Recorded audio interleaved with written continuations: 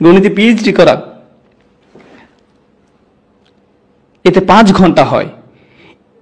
ইতিমধ্যে আমি পড়িয়েই প্রায় মৃত, আর এখন তো আমি আইসিইউতে। অথচ প্রত্যেক স্টুডেন্ট বলবে আমি তো শুধুমাত্র 5 মিনিটই নিয়েছি। এটা তো কোনো সময়ই হলো না। ধরুন এখানে 500 লোক আছেন অথবা তার বেশি, আমি যদি সবার সাথে 1 মিনিট করেও কথা বলি, 1 মিনিট করে, তাহলেও 500 মিনিট, 8 ঘন্টারও বেশি সময়। 8 ঘন্টা মাত্র 1 মিনিট করে হলেও, অথচ সবাই বলবে আমি তো মাত্র 1 মিনিট পেয়েছি। আসলে কোনো কথাই হয়নি। বুঝা গেল? আরেকটি উদাহরণ দেই। আমার এক মেয়ের একটা সমস্যা আছে, যেই কারণে আমাদেরকে রেগুলার চিকিৎসকের কাছে নয়, বিশেষজ্ঞ চিকিৎসকের কাছে যেতে হয়। বিশেষজ্ঞ চিকিৎসক অনেক ব্যস্ত থাকেন, আপনি যে কোনো সময় এমনিতেই তার চেম্বারে ঢুকে যেতে পারেন না। আর তারা হয়তো আপনাকে 3 মাস পরের অ্যাপয়েন্টমেন্ট দিবে। আপনি হয়তো বলবেন এর আগে কিছু নেই, তারা বলবে না, এর মাঝেই 3 মাসের বুকিং শেষ। আর আপনি যদি অ্যাপয়েন্ট মিস করেন, 9টার জায়গায় 9:05 যান, শেষ। আপনাকে আরেকটা অ্যাপয়েন্টমেন্ট নিতে হবে হয়তো 4 মাস পরের। এর মানে আপনি যদি বিশেষ কারোর সাথে দেখা করতে চান, সেটা আপনার সময় অনুযায়ী হবে না, সেটা হবে তাদের সময় অনুযায়ী। আপনি যাবেন, আপনাকে তাদের সময় অনুযায়ী যেতে হবে। আপনার বস যদি আপনাকে ডাকে, আপনি বলবেন না যে যখন আমার সময় হবে ইনশাআল্লাহ, কারণ সে আপনার সুবিধা অনুযায়ী চলবে না, আপনি তার সুবিধা অনুযায়ী চলবেন। বুঝা গেল? গুরুত্বপূর্ণ ব্যক্তিদের সাথে দেখা করতে হলে আপনাকে এটাই করতে হবে। আপনার বাচ্চাদের ক্ষেত্রে এটা খাটে না। আপনি যদি তাদেরকে ডাকেন, সে বলবে না বাবা অ্যাপয়েন্টমেন্ট নাও, 8:45 তোমার সাথে দেখা করব, বা এরকম কিছু, তখন আমি ফ্রি থাকবো না, এরকম বলতে পারেন না। তাকে সাথে সাথেই আসতে হবে। বোঝা গেল? শেষ উদাহরণ, ধরুন একজন কোম্পানির মালিক বা সিইও, তাদের 500 কর্মচারী আছে। 500। সে কি সবাইকে চিনে? না। সে হয়তো কয়েকজন ম্যানেজারকে চিনে, তাদের আবার নিজস্ব টিম আছে, এরপর আরো একটা সাব টিম করা আছে, এরকম হয়তো 10 বা 15 জনকে চিনে। সবাইকে চেনে না। সবাই যদি তার কাছে একটা করে অনুরোধ করে, সে কি সেটার জবাব দিতে পারবে? না না, সে ওটা নিয়ে তেমন একটা চিন্তিতই হবে না। সে ভাববে এই লোক আবার কি, সিকিউরিটি গার্ড, আমার সেটা নিয়ে এত মাথা ব্যথা নেই। আমি হলাম সিইও, এই লোক আবার কি, অ্যাকাউন্টেন্ট, তাতে আমার কি, সে সামান্য একজন কর্মচারী। এখন এই আয়াতটি বোঝার চেষ্টা করুন। ওয়াইযা সাআলাকা ইবাদি আন্নী ফাইন্নী করিব। আমার দাস যখন আপনাকে আমার সম্পর্কে জিজ্ঞাসা করে, আমি তার একদম কাছেই। উজিবু দাওয়াতাদ দাঈ ইযা দাআন।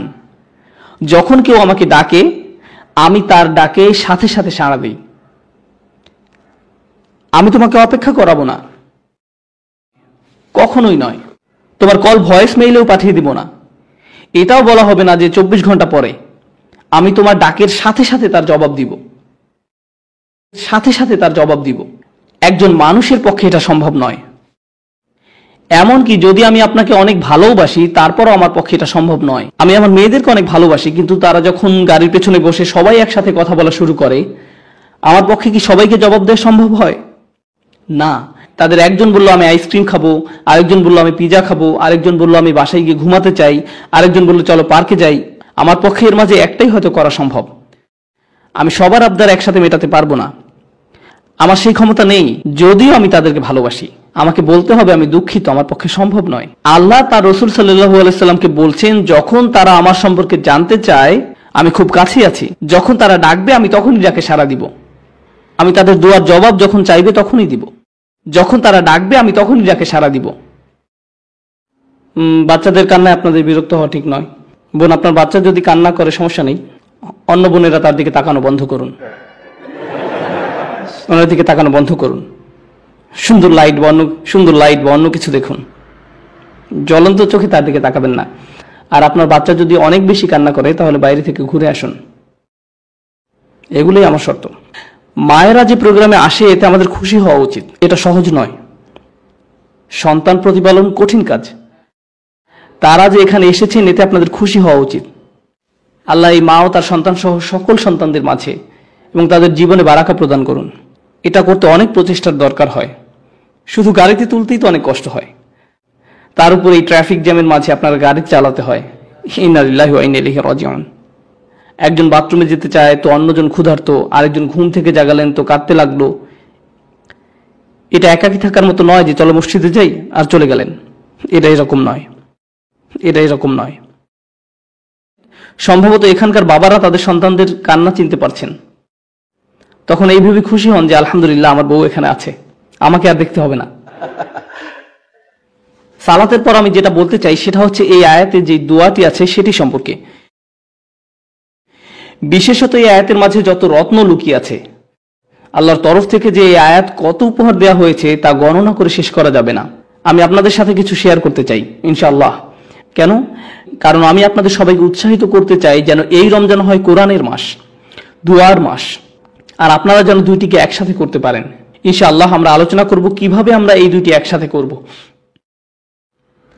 যতবার আপনার সামনে হালাল উপার্জনের পথ আসে অথবা আরো অর্থ উপার্জনের উপায় আসে সেটা হয়তো ঠিক হালাল নয়, তখন আপনি নিজেকে মনে করিয়ে দেন ওয়ালি তুকাব্বিরুল্লাহ, আল্লাহ এই অর্থ থেকে অনেক বড়, তাই আমি এটা করব না।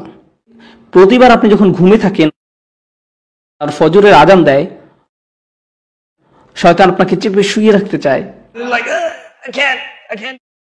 শয়তান আপনাকে বলবে আরো 5 মিনিট। তখন আপনি নিজেকে বোঝান 5 মিনিট, আমি এখন প্রথম রাকাত ধরতে পারবো না, কোনো ব্যাপারই না, যখন ইচ্ছা তখনই ঘুম থেকে উঠে যাওয়া আমার জন্য কোনো ব্যাপারই না। এরপরে যে জিনিসটা আপনি জানেন সেটা হলো সকাল 10টা। যখন এরকম হয় তখন আপনি বলুন ওয়ালি তুকাব্বিরুল্লাহ, আল্লাহ আমার থেকে বড়, আমার ঘুমের থেকেও আল্লাহ বড়। এটার অর্থ এটাই, আল্লাহকে সবচেয়ে বেশি প্রায়োরিটি দেওয়া। আমার নিজের আকাঙ্ক্ষা, আমার নিজের সালা, আমার নিজের অলসতা, নিজের লালসা, নিজের ক্ষুধা, লোভ, এগুলো থেকেও আল্লাহকে বেশি প্রায়োরিটি দেওয়া জীবনে। এটাই হচ্ছে রমজানের ট্রেনিং। ওয়ালি তুকাব্বিরুল্লাহ আলা মা হাদাকুম ওয়া লাআল্লাকুম তাশকুরুন। আর আয়াতটি শেষ হলো এইভাবে যেন আমরা কৃতজ্ঞ হতে পারি। প্রশ্ন হলো কিসের জন্য কৃতজ্ঞ? আয়াত শুরু হয়েছে রমজান মাস, আর এই মাসেই কোরআন নাজিল হয়েছে, অর্থাৎ প্রথমে যে নিয়ামতের জন্য আমরা আল্লাহর কাছে কৃতজ্ঞ থাকবো সেটা কি? কোরআন। যেন আপনি কোরআনকে সত্যিকারের কদর করতে পারেন। এই দেখে ধরুন আমি আপনার বাসায় গেলাম আর আপনাকে একটা উপহার দিলাম, এই দেখো আমি এটা তোমার জন্য কিনেছি। আমি হয়তো আপনার জন্য ছোট একটা ক্রিস্টালের জিনিস কিনেছি, পাকিস্তানিরা আবার ক্রিস্টালের জিনিস খুব পছন্দ করে। আপনি বললেন বাহ এটা তো খুব সুন্দর, ধন্যবাদ। তারপর দূরে ছুঁড়ে ফেলে দিলেন। এটা কি অপমানজনক নয়? আমি আপনাকে একটা উপহার দিলাম আর আপনি কি করলেন? আমার সামনেই ধন্যবাদ দিয়ে সেটা ছুঁড়ে ফেলে দিলেন। অথবা ধরুন আমি বললাম হেই আমি তোমার জন্য একটা বই কিনেছি, মনে হয় তুমি পছন্দ করবে। আপনি এক টুকরো কাপড় নিলেন এবং সেটাকে পেঁচিয়ে একেবারে ফ্রিজের উপরে তুলে রাখলেন। আমি এইভাবে রাখার জন্য আপনাকে বইটি দেইনি। কেন দিলাম বইটি আপনাকে? যেন আপনি এটা পড়তে পারেন। আপনি এই উপহারের জন্য সন্তুষ্ট নন, বুঝলেন? আল্লাহ বলছেন যেন তোমরা কৃতজ্ঞ হতে পারো, যেন আপনি এমন ভাবে কোরআন কদর করতে পারেন যেমন আপনি আগে করেননি। রমজান যখন শেষ হয়ে যাবে তখন মনে হবে আপনি কোরআনের সাথে একটা নতুন সম্পর্ক গড়লেন। আপনি এটাকে কখনোই আর সরিয়ে রাখতে পারবেন না। সব সময় মনে হবে এর থেকে আরো কিছু জানতে হবে। আল্লাহ আমাদেরকে তার সাথে যোগাযোগের একটা সরাসরি লিঙ্ক দিয়েছেন। অন্য কোনো ধর্মে সেটা নেই, অন্য কোনো ধর্মে নেই। সালাতে আমরা যেটা অনুভব করি সেটা হচ্ছে আল্লাহর সাথে সরাসরি যোগাযোগ। আক্ষরিক অর্থেও সালাতের অর্থ হচ্ছে যোগাযোগ, আক্ষরিকভাবেও এটা যোগাযোগই বোঝায়। আর আল্লাহর যে কালাম আমরা সালাতে পড়ি তা দিয়ে হয় আমাদের সেই যোগাযোগ। এটা হচ্ছে আসমান থেকে জমিনে আল্লাহর প্রসারিত একটি দড়ি। আপনি সব সময় চাইবেন আরো বেশি পড়তে। কোরআনের সাথে আপনার যোগাযোগ যত বেশি হবে আল্লাহর সাথে আপনার যোগাযোগ তত ভালো হবে। কোরআনের সাথে আপনার যোগাযোগ যত কম হবে আল্লাহর থেকে আপনি তত দূরে সরবেন। এটা একটা প্রতিষ্ঠিত সত্য। আমাদের পুরো জীবনের একটা লক্ষ্য থাকতে হবে যে আমরা যেন এই বইয়ের আরো কাছে যেতে পারি। আর কেউ কখনোই বলতে পারে না যে তার কোরআনের কাছাকাছি, কেউ না। এটা এমন একটি সমুদ্র যা শেষ হবার নয়। আমি বলতে পারবো না আলহামদুলিল্লাহ এই লেকচার আপনাদের জন্য, আমার জন্য নয়। আসলে আগে আমার নিজের জন্যই, তারপরে আপনাদের জন্য বলছি আমি। কারণ আপনি যত গভীরে যাবেন যে আমি তো কিছুই জানি না, আমার আরো দরকার, আরো। এখন আসছে দোয়ার আয়াতটি। সুবহানাল্লাহ, এর প্রত্যেকটি শব্দ প্রথমে শুরু করি ইযা দিয়ে। ওয়া ইযা সাআলাকা ইবাদি আন্নি, অর্থাৎ ইযা দিয়ে শুরু হয়েছে। ইযা অনুবাদ করা হয় যখন। আরবি এবং ইংলিশ দুইটাতেই একটা পার্থক্য আছে, যখন এবং যদির মাঝে। আমি চাই যে আপনারা যখন এবং যদির পার্থক্যটা বুঝুন। যদি এর আরবি হচ্ছে ইন। আল্লাহ বলেননি যে যদি আমার বান্দা আপনাকে জিজ্ঞেস করে আমার ব্যাপারে, বরং বলেছেন যখন জিজ্ঞেস করে। ধরুন একজন মায়ের কথা যার ছেলে আর্মিতে গেছে এবং সে যুদ্ধও গেছে, অনেক দিন মায়ের সাথে কোনো যোগাযোগ নেই, কোনো কল বা ইমেইল কিছুই না। মায়ের তো অবশ্যই ছেলের কথা মনে পড়বেই। মা কি বলবে, যখন আমার ছেলে আসবে তখন আমি খুশি হব, নাকি বলবে যদি আমার ছেলে আসে আমি খুশি হব? সে বলবে যখন আমার ছেলে আসবে তখন আমি খুশি হব। বলেন যখন। আপনি তখন যদি বলেন না, বলবে না যে যদি ছেলে আসে তাহলে আমি খুশি হব।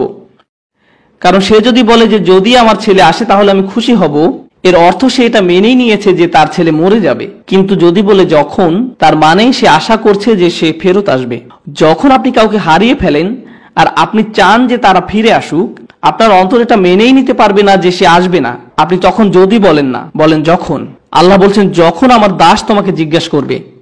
উনি বলেননি যদি আমার দাস তোমাকে জিজ্ঞেস করে। কেন?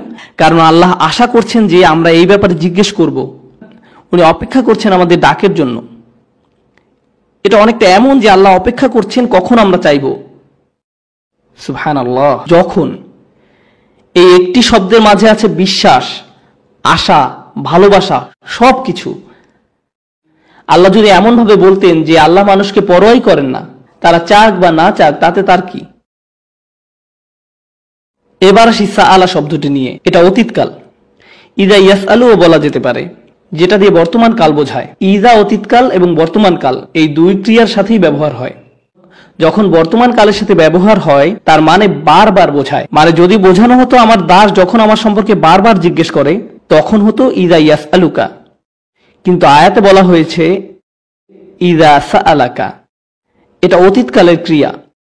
শুধু কোনো কিছু একবার হয়েছে সেটাই বোঝায়। এর মানে আল্লাহ বোঝাচ্ছেন আমি আমার দাসের জন্য অপেক্ষা করছি, সে যদি একবারও আমার কাছে চায়। আমি অনেকবারের জন্য না, তার একবার ডাকের জন্যই অপেক্ষা করছি। এরপর বলছেন সাআলাকা, তারা আপনাকে, রাসূল সাল্লাল্লাহু আলাইহি সাল্লামকে জিজ্ঞেস করবে। কোন কোন সাহাবী বলতেন যে আমি আল্লাহ সম্পর্কে আরো জানতে চাই। তো কাকেই জিজ্ঞাসা করবেন? কাকেই জিজ্ঞাসা করবেন? রাসূল সাল্লাল্লাহু আলাইহি সাল্লামকে। এরপর আল্লাহ বলছেন সাআলাকা ইবাদি, বলেননি যে সাআলাকা হাউলা, সাআলাকাল্লাযীনা আমানু, যারা বিশ্বাস করে তারা জিজ্ঞেস করলে, সাআলাকাল মুমিনুন, মুমিন বান্দারা জিজ্ঞেস করলে, সাআলাকাল মুসলিমুন আসহাবুক। তিনি বলছেন ওয়া ইযা সাআলাকা ইবাদি, আমার দাসেরা, আমার দাসেরা। উনি বলেননি যে ইবাদুনা বা ইবাদাল্লাহ, বলেছেন ইবাদি। শেষের এই ই দিয়ে বোঝায় আমার দাস।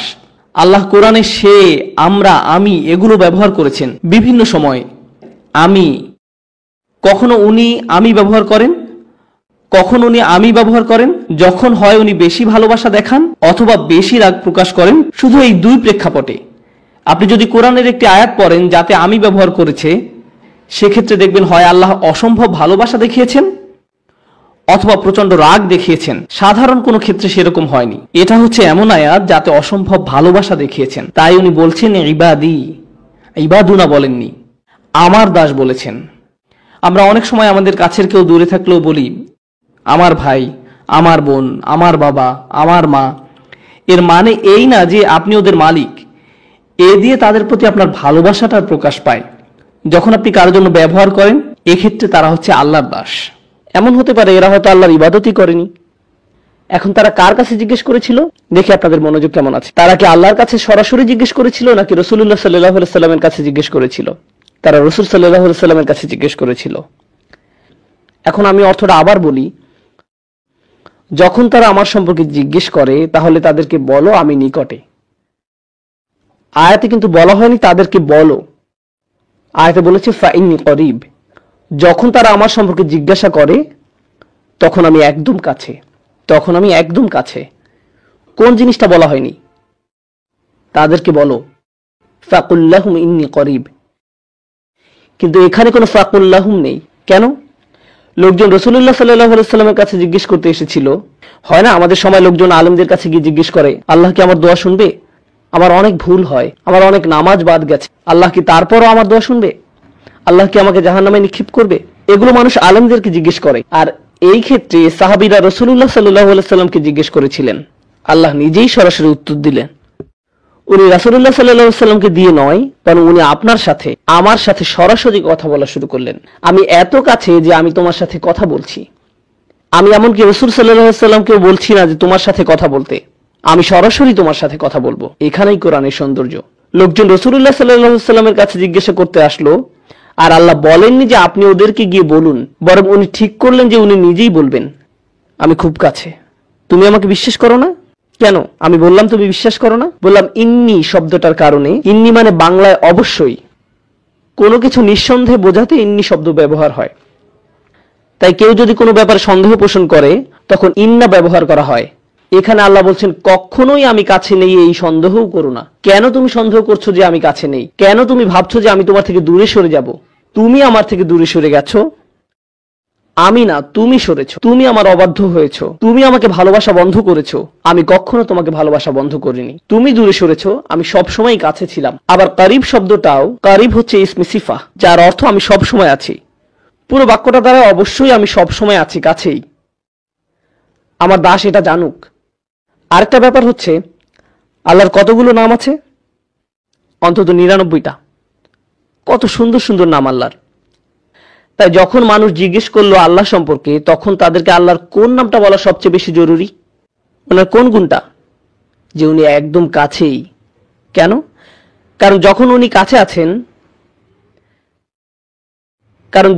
কাছে আছেন, আমাদের জন্য ওনার সাথে কথা বলা সহজ হয়। কেউ যখন দূরে থাকে তখন আমরা তার সাথে কথা বলি না, আর কেউ যখন কাছে থাকে আপনি তার সাথে কথা বলতে পারেন। যখন কেউ কাছে থাকে আপনি তাকে সম্মান করেন। বোঝা গেল? আচ্ছা, এখানে কয়জন বাচ্চা স্কুলে আছে? 4 জন। বাকিরা কি করে? আচ্ছা, যাই হোক, যদি আপনি স্কুলে থাকেন আর টিচার ক্লাসরুমের বাইরে দিয়ে হেঁটে যায়, তখন কি আপনার আচরণে কোনো পরিবর্তন আসে নাকি আসে না? মিথ্যা বলবেন না, আপনি এখন মসজিদে আছেন। বাইরে গিয়ে মিথ্যা বললেন। না না, আমি জাস্ট মজা করলাম। যখন টিচার আপনার কাছে থাকে আপনার ব্যবহার একরকম হয়। ধরুন আপনি একটা পরীক্ষা দিচ্ছেন, টিচার হেঁটে বেড়াচ্ছে, আপনি কি আপনার পরীক্ষার খাতা একটু ঢেকে ফেলেন না? এমনকি ছায়া দেখলেও কেঁপে ওঠেন। বিশেষত উনি যদি আপনার টেবিলে হাত রাখে আর আপনার খাতার দিকে তাকিয়ে একটু মালাকুল মাউত। আমি আমার স্টুডেন্টদের সাথে এরকম করি, কারণ আমি তাদেরকে মানসিকভাবে টর্চার করতে পছন্দ করি। এটাই টিচিং এর সবচেয়ে বড় মজা। আপনি তাদেরকে নিয়ে খেলতে পারেন। আল্লাহ বলছেন, যদি আমার দাস আমার সম্পর্কে জানতে চায় তাহলে বলুন আমি একদমই কাছে আছি। কেউ যখন কাছে থাকে, আপনি যখন আশেপাশে পুলিশ অফিসার দেখেন, আপনি অন্যরকম আচরণ করেন। আপনি যখন দেখেন আপনার বস পাশে আছে, যখন জানেন টিচার কাছে আছে, আপনি ভিন্ন আচরণ করেন। যখন আপনি দেখেন আপনার মা পাশে আছে, বন্ধুদের সাথে ভিন্নভাবে কথা বলেন। যখন সে অন্য রুমে যায়, তখন হয়তো আপনি আপনার বন্ধুর মুখে ঘুষি মেরে দেন। এই ধরনের কিছু করেন। যখন আপনি অনুধাবন করবেন যে আল্লাহ নিকটে, তখন আপনি সব সময়ের জন্য একদম ভিন্ন মানুষ হয়ে যাবেন, কারণ উনি সব সময় কাছে। এখন উনি যদি সবচেয়ে কাছেই হন, এরপর উনি কি বলছেন? উজিবু। উজিবু আরবিতে আজাবা মানে উত্তর দেওয়া। এছাড়াও আরেকটা শব্দ আছে ইস্তেজাবা। কোরআনের অন্য এক জায়গায় আল্লাহ বলছেন ফাস্তাজাবা লাহুম রব্বুহুম। তিনি আজাবা লাহুম বলেননি, তিনি বলেছেন ফাস্তাজাবা লাহুম। তাদের প্রভু তাদের ডাকে সাড়া দেন। দেখা যাচ্ছে দুইটা শব্দ আছে আরবিতে, আজাবা আর ইস্তেজাবা। আজাবা আর ইস্তেজাবা। আজাবা দিয়ে বোঝায় যেটা সাথে সাথে হবে। যখন আপনি কোনো দেরি করা ছাড়াই কাউকে জবাব দেন সেটাকে বলা হয় ইজাবা। আর যখন আপনি সময় নিয়ে জবাব দেন সেটাকে বলা হয় ইস্তেজাবা। আল্লাহ বলছেন উজিবু, এর মানে উনি কিভাবে দোয়ার উত্তর দেন? সাথে সাথে, কারণ উনি সবসময় কাছে। কেউ কেউ দোয়া করে আর বলে কখন আল্লাহ জবাব দিবেন, কখন আল্লাহ সাহায্য আসবে, আমি অসুস্থ, কখন আল্লাহ আমাকে সুস্থ করবেন, আমি চাকরি পাচ্ছি না, কখন আল্লাহ চাকরি দিবেন, আমার বিয়ে হচ্ছে না, কখন আল্লাহ আমার বিয়ে দিবেন, আমার মা একের পর এক বিয়ের প্রস্তাব নাকচ করছেন, কখন আল্লাহ তার অন্তরটা পরিবর্তন করবেন, এর নাক লম্বা, তার চোখ বেশি ছড়ানো, এ জানে না কিভাবে ঠিকমতো চা বানাতে হয়, এসব করে আমার বিয়ে হচ্ছে না। আমার মা সব নষ্ট করে দিচ্ছে, ইয়া আল্লাহ কেন আমার মা এরকম। আর আল্লাহ কি বলছেন, তিনি কখন সেটার জবাব দিবেন, সাথে সাথে। ও আরেকটা কথা, এগুলো সব রমজানের আয়াত, তাই না? তাই আপনি যদি সত্যি সত্যি চান আল্লাহ সাথে সাথে আপনার দোয়ার জবাব দিবেন রমজানে, আর আপনি যদি চান যে আল্লাহ আপনার কাছে আসবেন, তাহলে আগে নিজে আল্লাহর কাছাকাছি হন, বেশি বেশি কোরআন পড়ুন আর তারপর দোয়া করুন। কোরআন পড়ুন আর দোয়া করুন। রমজানে আপনার এরকমটি করা উচিত। যখন আপনি বেশি বেশি দোয়া করা শুরু করবেন, তখন রমজান মাসটা উপভোগ করা শুরু করবেন। রমজানের আনন্দটাই হচ্ছে দোয়ার মাঝে। অর্থাৎ উনি বলছেন উজিবু, আমি জবাব। তারপর উনি বলছেন দাওয়াতা দাঈ, কি শক্তিশালী শব্দ চয়ন। পূর্বে বলেছিলাম কোরআন মজিদে আমি কখন ব্যবহার করা হয়, মনে আছে? অনেক বেশি ভালোবাসা এবং অনেক বেশি রাগ প্রকাশ করার সময়। এখানে কোনটা? অনেক বেশি ভালোবাসা। এখন কার দেওয়ার জবাব দেওয়া হয়? আপনি ভাবতে পারেন যে অনেক বেশি দোয়া করে তার। আমি বছরে একবার দুইবার দোয়া করি। যখন আপনার পরীক্ষা থাকে তখন দোয়া করেন ইয়া আল্লাহ আমার পরীক্ষা, আমিন।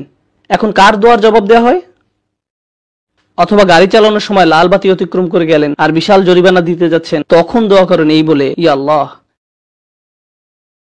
ক্যামেরা এবং লাইসেন্স প্লেটের মাঝে কভার সৃষ্টি করে দাও, আমি যেন অথরিটি থেকে কোনো মেসেজ না পাই, ইয়া আল্লাহ। তখন আপনার আল্লাহকে স্মরণ হয়। কেউ যদি অনেকবার দোয়া করে তাহলে দোয়া শব্দটি ব্যবহার হয়, কিন্তু কেউ যদি শুধু একবার দোয়া করে সেটা প্রকাশ করতে ব্যবহার করা হয় দাওয়াতুন। দাওয়াত শব্দটি শেষে তা মারবুতা নির্দেশ করে যে এটা একমাত্র একবার ঘটে। যেমন দরাবায়ের অর্থ হলো প্রহার করা, কিন্তু দরাবাত মানে একবার প্রহার করা। আকালা মানে খাবার, কিন্তু আকালা অর্থ একবারের খাবার। তা মারবুতা এটাকে একবারের জন্য বানিয়ে দেয়। আল্লাহ বলছেন দাওয়াত দাঈ, প্রার্থনাকারীর একবারের প্রার্থনাতেও আমি সাড়া। লোকটি মাত্র একবারই দোয়া করলো, আল্লাহ বললেন না যে সারা বছর কোথায় ছিলে, তুমি জীবনে কখনো সালাত করনি, মাত্র একবার দোয়া করলে ফাইন করিব, ভুলে যাও যে তোমার ডাকে সাড়া দিব। আপনি যদি কোনো অফিসের কর্মচারী হন আর বছরে মাত্র একবার অফিসের নিজের চেহারা দেখালেন, আপনার চাকরি থাকবে না। তারা বলবে কি আপনি? আমি এখানে চাকরি করি। কখন? আমি গত বছর চাকরি পেয়েছি।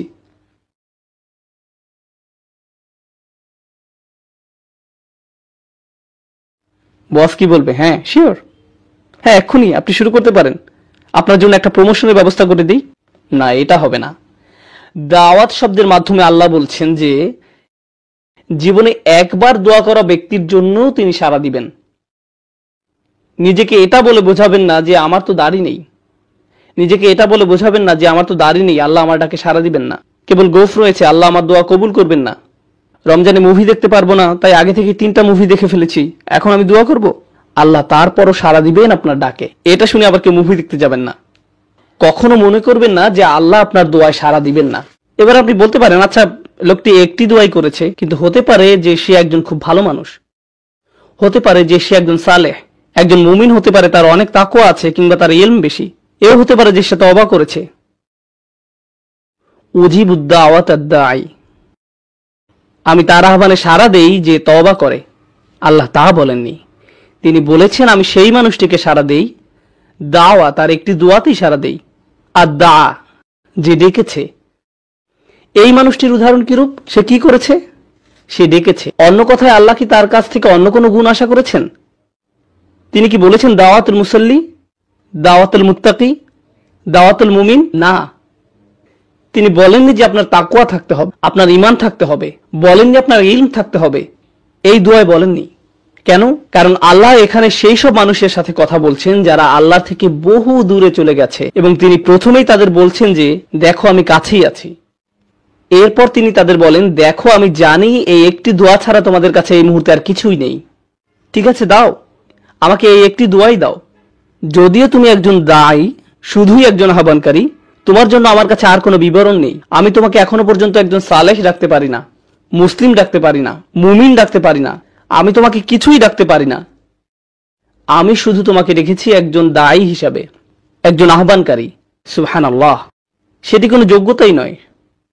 আরো আগানোর আগে বলে রাখি, আমি বলেছিলাম কখনো একজন বসের 500 জন কর্মচারী থাকে, সে কি তাদের সকলের নাম জানে? না, বিশেষ করে সেই কর্মচারীকে যে তাকে পুরো জীবনে মাত্র একটি ইমেইল করেছে। একটি ইমেল, কিভাবে সে তাকে মনে রাখবে? কর্মচারীটি যদি তাকে টেক্সট মেসেজ পাঠায়, সে জানবে না নাম্বারটি কোথা থেকে এসেছে। আল্লাহ বলেননি উজিবুদ্দা আওয়াতাদ্দাইন, তিনি বলেছেন উজিবুদ্দা আওয়াতাদ্দাই। এই শব্দটির মধ্যে থাকা আলিফ লাম তাকে মারিফা বানিয়ে দেয়, অর্থাৎ যথাযথ এবং নির্দিষ্ট করে দেয়। অন্যভাবে বলা যায়, যে কেউ আল্লাহকে ডাকে, আল্লাহ বলেন না যে কোনো একজন শুধুই ডেকেছে, তিনি বলেন সেই জন আমাকে ডেকেছে, সেই নির্দিষ্ট মানুষটি। আপনি আল্লাহর কাছে নির্দিষ্ট, তিনি আপনাকে বিশেষভাবে ব্যক্তিগতভাবে চিনেন। কোনো ডাক্তার আপনার নাম মনে রাখতে পারবে না যদি তাকে দিনে 100টা রোগী দেখতে হয়। সে এভাবে বলে চেষ্টা করবে, মুহাম্মদ কেমন আছো, চলে এসো। সবাই মুহাম্মদ, অন্তত সম্ভাবনা তো আছে। সে আপনাকে নামে চিনতে পারবে না। আপনি জানেন আমি মানুষের সাথে মিশি, আল্লাহ আমি তাদের সাথে মিশি। তখন আমি বোলটা মরেছিলাম, একজন বয়স্ক ব্যক্তি আমার কাছে এলেন, বললেন বেটা কেমন আছো? আমার মনে পড়ে তুমি খুব ছোট ছিলে, তখন মসজিদের ভেতর ছোটাছুটি করতে। আমি তখন মনে মনে ভাবছি, হায় আমি তো টেক্সাসে থেকে, কিন্তু মুখে বললাম জি আমার মনে আছে। আমি কথা চালিয়ে গেলাম।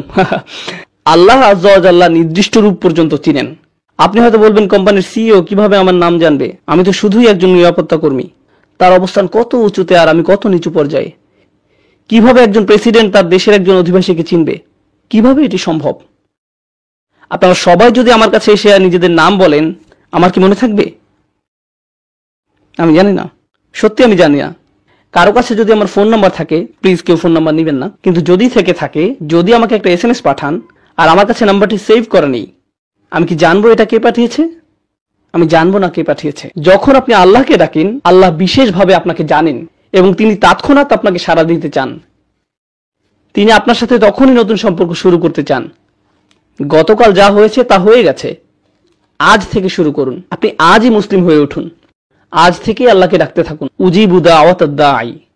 এবার যে প্রশ্নটি আপনাদের আগে করেছিলাম, যে সমস্যাটি আপনাদের দিয়েছিলাম, সেটা ছিল যে ধরুন আপনি একজন গুরুত্বপূর্ণ মানুষের সাথে দেখা করতে চান, সেটি কার শিডিউল হবে, আপনার নাকি গুরুত্বপূর্ণ ব্যক্তির? গুরুত্বপূর্ণ ব্যক্তিটির শিক্ষামন্ত্রীর সাথে দেখা করতে চাইলে আপনি তার মন্ত্রণালয়ে হেঁটে গিয়ে তাকে বলবেন না যে হেই চলুন আপনার সাথে আমার 1 মিনিট কথা আছে। আমি ডিসিতে গিয়ে বলবো না যে ওবামার সাথে আমার পিৎজার স্লাইস খাওয়া প্রয়োজন। আপনি এমনি এমনি প্রেসিডেন্টের কাছে যেতে পারবেন না। আপনি যদি একজন কর্মচারী হন, যেমন কেউ যদি আগে মাইক্রোসফটে কাজ করত যখন বিল গেটস ছিল, আপনি বলবেন হেই বিল আমার সাথে পিৎজা খাবে? আপনি সেটা করবেন না, আপনার জন্য তার সময় নেই। আল্লাহকে ডাকার ভালো সময় কোনটি? মানুষ বলে কোন সময়টি আল্লাহর কাছে দোয়া করার জন্য উত্তম, মানুষ তাই বলে। আর অবশ্যই আমরা রমজান নিয়ে কথা বলছি। তিনি কি বলেন এই ব্যাপারে? তিনি বলেন উজিবু দাওয়াতা দাঈ ইজা, যে কোনো সময়, যে কোনো সময়, দাআনি যখনই সে ডেকেছে, যখনই তুমি আমাকে ডাকবে তখনই আমি তোমাকে সাড়া দিব। সকালে ডাকো আমি সাড়া দিব, বিকেলে ডাকো আমি সাড়া দিব, ঘুমোতে যাওয়ার আগে ডাকো আমি সাড়া দিব। সুবহানাল্লাহ, এটি সম্পূর্ণ আয়াত নয়, এটি আয়াতের প্রথম অংশ। আমি তোমাকে সাড়া দিব যখনই তুমি আমাকে ডাকবে, এটি আল্লাহর আহ্বান। এটা কিভাবে হয় যে আমরা এই আহ্বানকে উপেক্ষা করে যাই? কিভাবে একজন মানুষ আল্লাহর বাণী শুনে দোয়া না করে থাকতে পারে? আমি বুঝতে পারি না।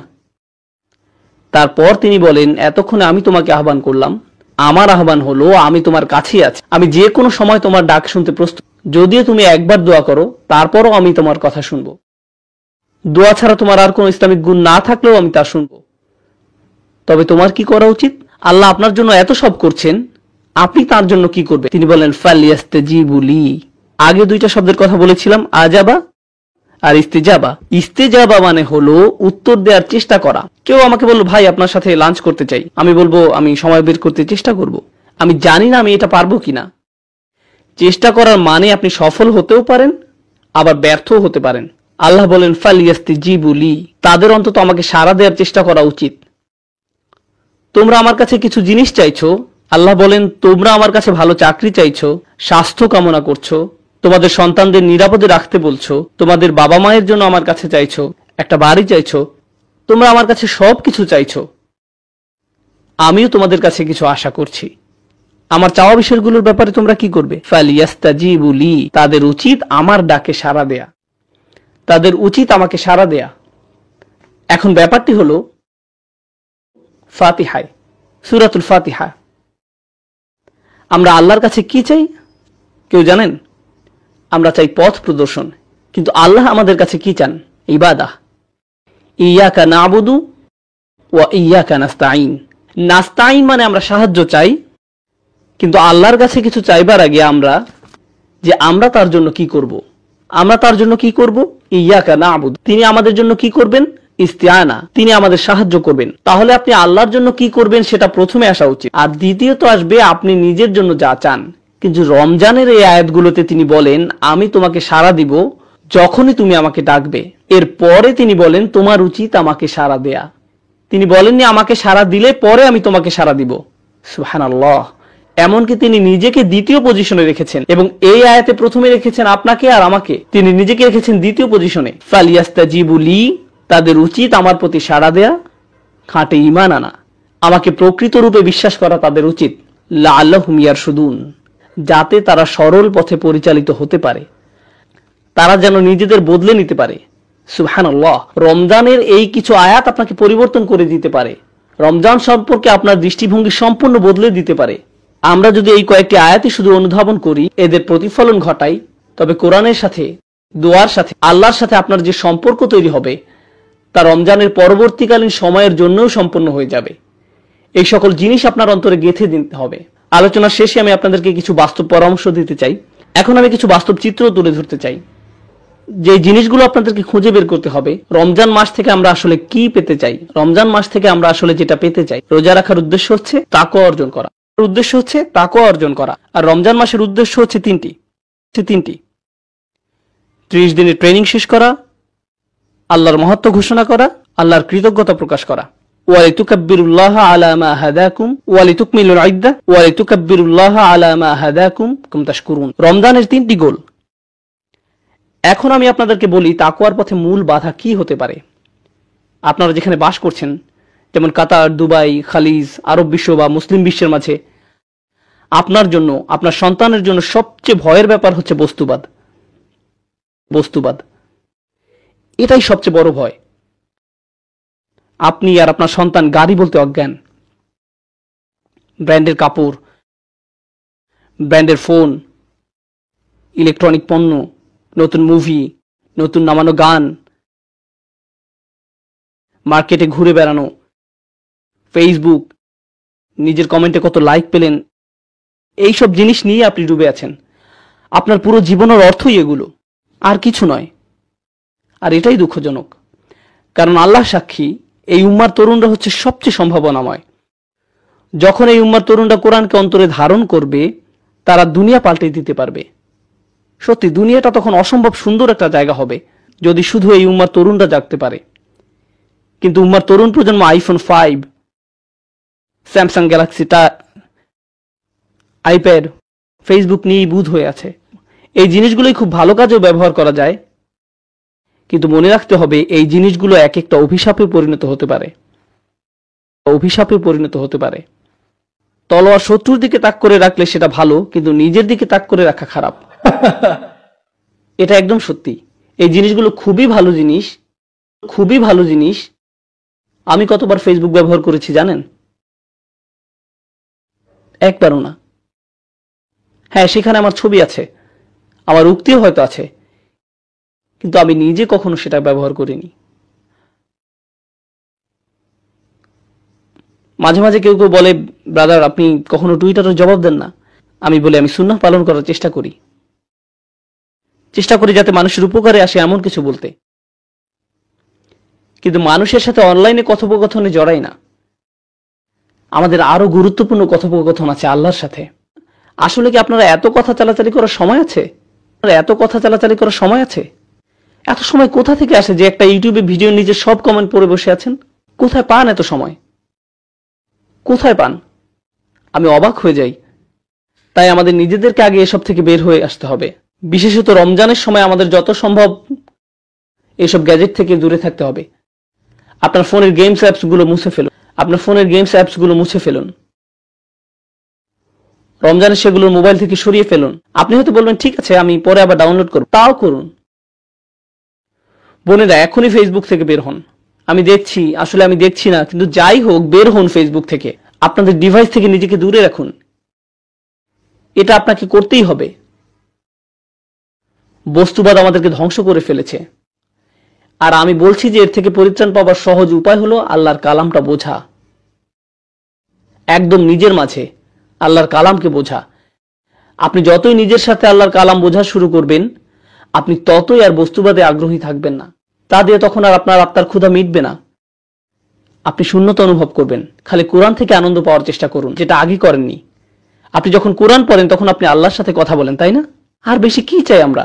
এখন আপনাদেরকে বিশেষভাবে কিছু বাস্তব পরামর্শ দিব, যদিও বস্তুবাদের এই সমস্যা সর্বত্রই, কিন্তু আমি খেয়াল করেছি মার্কেটে বা এই ধরনের জায়গায় সবাই পঙ্গপালের মতো ছুটছে।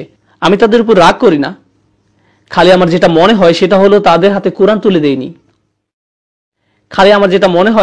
আমরা তাদের হাতে কোরআন তুলে দেইনি। আমরা খুশি হবার মতো কিছু তাদের হাতে তুলে দেইনি। এটা আমাদের দোষ। এখন আসছি শেষ অংশে, বিশেষত দর্শক সারির অভিভাবকদের জন্য কিভাবে আপনি আপনার রমজানকে ভালোভাবে কাজে লাগাতে পারেন সেটার কিছু টিপস। এখানে উপস্থিত সকলের রমজান নিয়ে কিছু লক্ষ্য থাকা দরকার। আমার পরামর্শ হলো আপনি কিছু ছোট সূরা মুখস্থ করতে পারেন। ছোট সূরা বলতে বোঝাচ্ছি 1-1.5 পাতার সূরা, কয়েকটি, যদি পারেন 4টি অথবা 2 থেকে 4টির মতো। এবং আপনি একা না, আপনি আপনার পরিবার সহ এটি করুন। আপনার সন্তানরা করুন, স্ত্রী করুক, স্বামী করুক, যে আগে করবে সে 200 রিয়াল পাবে। এখন দেখা যাবে বাবাই সবার আগে করে ফেলবে, কিন্তু যাই হোক করুন, কোরআন মুখস্থ করুন পরিবার হিসাবে। এটিকে একটি পারিবারিক প্রজেক্ট বানিয়ে ফেল, যে চলো আমরা সবাই সূরাটা মুখস্থ করি। এই যে পুরো পরিবার মিলে আল্লাহর কালামের কাছে আসার প্রক্রিয়া, এটা একটা অসাধারণ ব্যাপার। আমার পরামর্শ হচ্ছে মুসাব্বিহাত, এগুলো মুখস্থ করতে পারেন। আপনি হয়তো সূরা জুমআ, মুনাফিকুন, তাগাবুন, এই সূরাগুলো, অন্ততপক্ষে এই 3টি সূরা অসাধারণ সূরা এবং ঈমান বাড়ানোর জন্য খুবই সহায়ক। এরপরে যেই কাজটি করবেন রমজানে, আমার পরামর্শ যেই সূরাগুলো মুখস্থ করলেন সেগুলোর দার্স শোনা। আপনি আপনার পরিবার সহ এটি করুন, ওই সূরাগুলোর উপর লেকচার এবং ব্যাখ্যা শোনা। আমি যেই সূরাগুলো আপনাদেরকে বললাম সেগুলোর সূরা 62, 63 এবং 64, এগুলো সূরার ক্রম নাম্বার।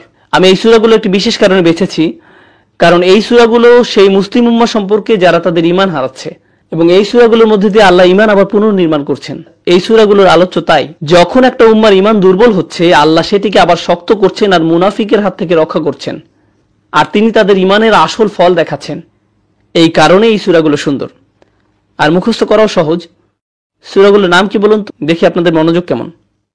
62, 63 আর 64।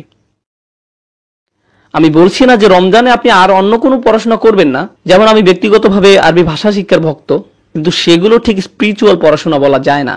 ওগুলো হচ্ছে উলুমুল আলিয়া, একটা প্রক্রিয়া আরো উচ্চতর জ্ঞান লাভের জন্য। রমজানে আপনি এই ধরনের একাডেমিক পড়াশোনাগুলো দূরে সরিয়ে রাখতে পারেন।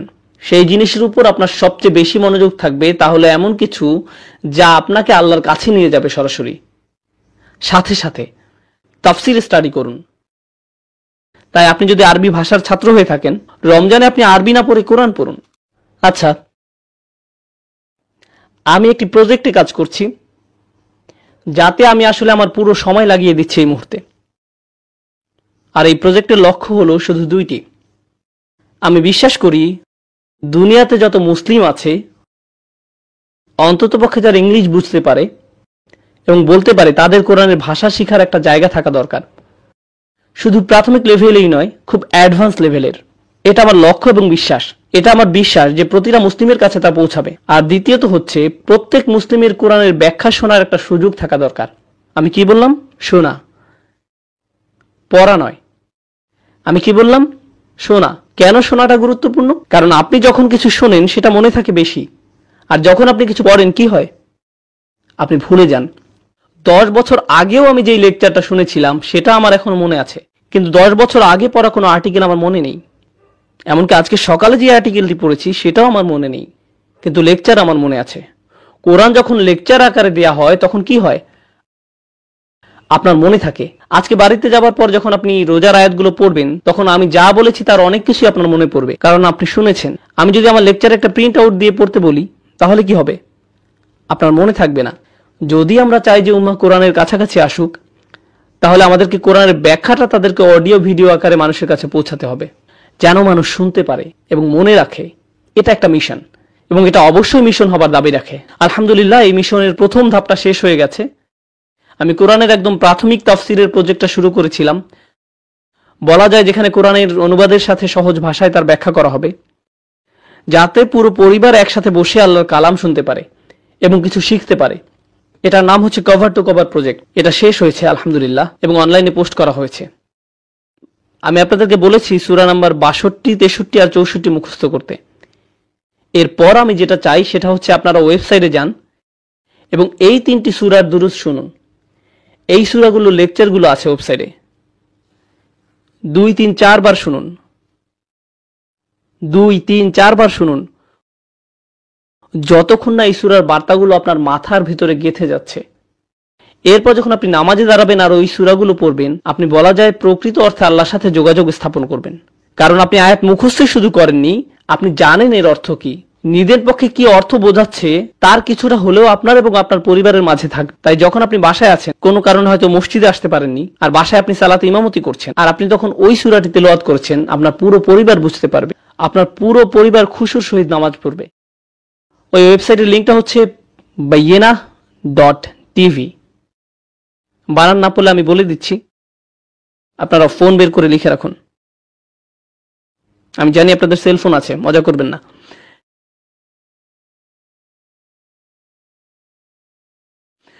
এটা শেষ হওয়ার পর আমি বিয়ে নিয়ে কথা বলবো। না, আমি বলবো না। ওই লোকটা মাত্র জেগে উঠলো। বিয়ে? সুবহানাল্লাহ, আপনাকে ধরে ফেলেছি। যাই হোক, ওয়েবসাইটের নাম হলো bayyinah.tv।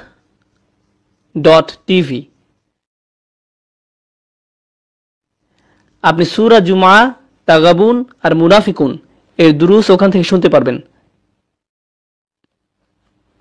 আশা করি আপনারা উপকৃত হবেন আল্লাহর ইচ্ছায়। আশা করি আপনারা রমজান বিষয়ক আজকের আলোচনায় উপকৃত হয়েছেন। আমি দোয়া করি যে আল্লাহ আমাদের সবার রমজান কবুল করুক। দোয়া করবেন যেন আমি ঠিকমতো আমার জায়গায় ফিরে যেতে পারি। বারাকাল্লাহু লি ওয়া লাকুম। আসসালামু আলাইকুম ওয়া রাহমাতুল্লাহ।